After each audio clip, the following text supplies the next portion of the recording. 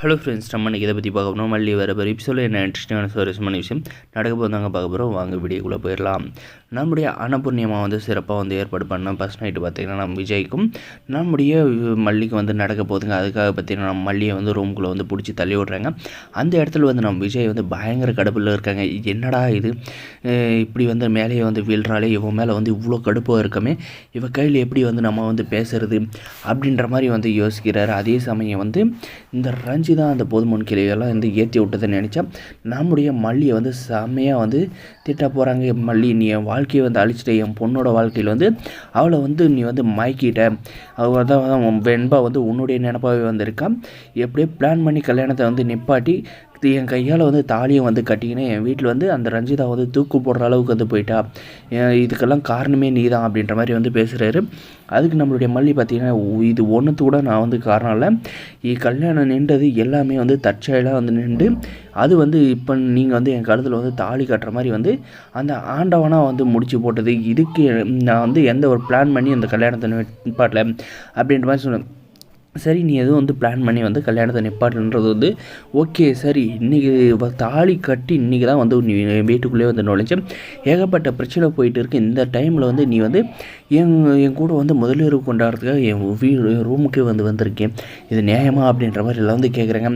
நான் வந்து இதெல்லாம் வந்து நான் ஒன்றும் ஏற்பாடு பண்ணல, என்னுடைய பெரியாமா தான் வந்து ஏற்பாடு பண்ணாங்க அப்படின்ற மாதிரி வந்து சொல்கிறாங்க. அவங்களுக்கு வந்து அறிவே இல்லையா, ஏன் இப்படியெல்லாம் வந்து பண்ணிக்கிட்டு இருக்காங்க அப்படின்ற மாதிரி வந்து கேட்குறதுக்கு பார்த்திங்கன்னா, அவங்கள வந்து எந்த ஒரு தப்பும் அவங்கள எதுவும் சொல்லாதீங்க, ஏன்னா அவங்க வந்து நான் நல்லா இருக்குன்னு மட்டும்தான் அவங்க வந்து நினைக்குவாங்க, மற்றபடி யாருக்கும் எந்த ஒரு கெடுதலும் வந்து நினைக்கிறதில்ல அப்படின்ற மாதிரி வந்து நம்முடைய மல்லி வந்து சொல்கிறாங்க. நம்முடைய மல்லியும் நம்மளுடைய விஜய் பார்த்திங்கன்னா ஒன்றா இருக்கிறத வந்து நம்முடைய இந்த ரஞ்சிதா வந்து பார்த்துட்றாங்க. ஏன்னா வந்து இந்த ராஜ் வந்து என்ன சொல்லுவது, 2 பேரும் வந்து ஒன்றா சேர்றது நான் விட மாட்டேன் அப்படின்ற மாதிரி சொன்னாங்க. ஆனால் பார்த்திங்கன்னா நம்மளுடைய மல்லி விஜய் வந்து ஒன்றா இருக்கிறத வந்து ஓரக்கண்ணில் வந்து இந்த டோர் ஓரம் வந்து எட்டி பார்க்குறாங்க இந்த ரஞ்சிதா.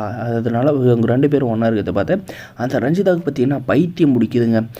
நம்ம இவங்களை வந்து சேர விட மாட்டேன்னு சொன்னாங்க இந்த ராஜம்மா, இப்போ பார்த்தா இவங்க 2 பேர் வந்து சேர்ந்துக்கிட்டு இருக்காங்களே, நம்ம வந்து எப்படி வந்து தடுக்கிறது, நம்மளால் வந்து தடுக்கவும் முடியாது அப்படின்ற மாதிரி வந்து பைத்தியம் முடிச்சிட்டு. இதுக்கெல்லாம் காரணம் இந்த ராஜம்மா தான். அவங்கள வந்து நம்ம வந்து வேஸ்ட்டாக போச்சு, நம்மளே வந்து பிளான் பண்ணி ஏதோ ஒன்று பண்ணியிருந்தால் கண்டிப்பாக வந்து இவங்களுடைய முதலிரவு வந்து தடுத்து நிறுத்திருக்கலாம் அப்படின்ற மாதிரி வந்து யோசிக்கிறாங்க.